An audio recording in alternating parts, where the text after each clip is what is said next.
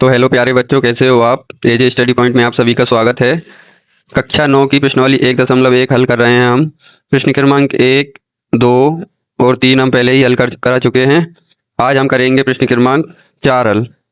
तो जिसमें दिया है, नीचे दिए गए कथन सत्य हैं या असत्य, कारण के साथ अपने उत्तर दीजिए। तो हमें इनका कारण बताना है कि ये क्यों सत्य हैं और क्यों असत्य हैं। तो चलिए देखते हैं। तो पहला प्रश्न दिया है हमको कि प्रत्येक प्राकृतिक संख्या एक पूर्ण संख्या होती है। तो बिल्कुल ये हमारा सत्य है। तो इसका कारण है कि प्राकृतिक संख्याएं 1, 2, 3, 4 और अनंत तक होती हैं। सभी पूर्ण संख्याओं के समूह में पूर्ण संख्या जीरो भी शामिल होती है। तो आप इधर देख सकते हैं, ये हमारे पास चित्र दिया है। तो इसमें ये पूर्ण संख्याएं जीरो से लेकर सभी हैं। और प्राकृतिक संख्याएं कौन कौन सी हैं? केवल ये वाली जो आप देख पा रहे हैं, 1, 2, 3, 4 और 5 अनंत तक। और पूर्ण संख्याएं होती हैं जिनमें जीरो भी शामिल हो जाती है, ये जीरो। ठीक है, आशा है आप समझ गए होंगे। तो पूर्ण संख्याएं जीरो से अनंत तक होती हैं। और प्राकृतिक संख्या क्या होती है? 1 से लेकर अनंत तक।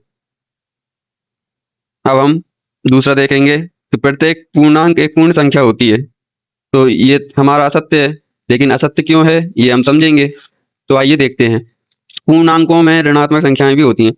जितने भी पूर्णांक होते हैं उनमें क्या होती है? ऋणात्मक संख्या। जैसे ये दिया है ऋणात्मक पूर्णांक, और ये है धनात्मक पूर्णांक। तो लेकिन पूर्ण संख्या क्या होती है? तो पूर्ण संख्या होती है जीरो। तो समझेंगे कि पूर्णांकों में ऋणात्मक संख्याएं होती हैं जो -1, -2, -3 आदि।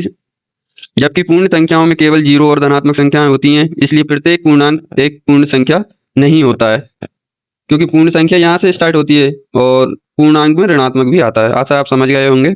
अब देखते हैं प्रश्न क्रमांक 3। तो प्रत्येक परिमेय संख्या एक पूर्ण संख्या होती है। तो प्रत्येक परिमेय संख्या एक पूर्ण संख्या नहीं होती बच्चों। क्या होता है? नहीं होती है। ये तो हमारा असत्य हो गया। तो परिमेय संख्याओं में भिन्न भी शामिल होते हैं। तो जो मैंने पिछली वीडियो में बताया था कि परिमेय संख्या क्या होती है, जिसको हम P/Q के रूप में लिख सकें।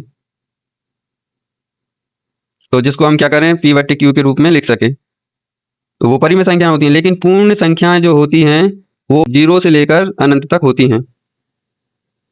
तो जैसे दिया है 1/2, ये बच्चों पूर्ण संख्या नहीं है, ये आदि है। क्या है? आदि। ये भी पूर्ण संख्या नहीं है। पूर्ण संख्याएं होती हैं 0, 1, 2, 3, 4। आशा है आपको वीडियो पसंद आया होगा। लाइक करें, सब्सक्राइब करें।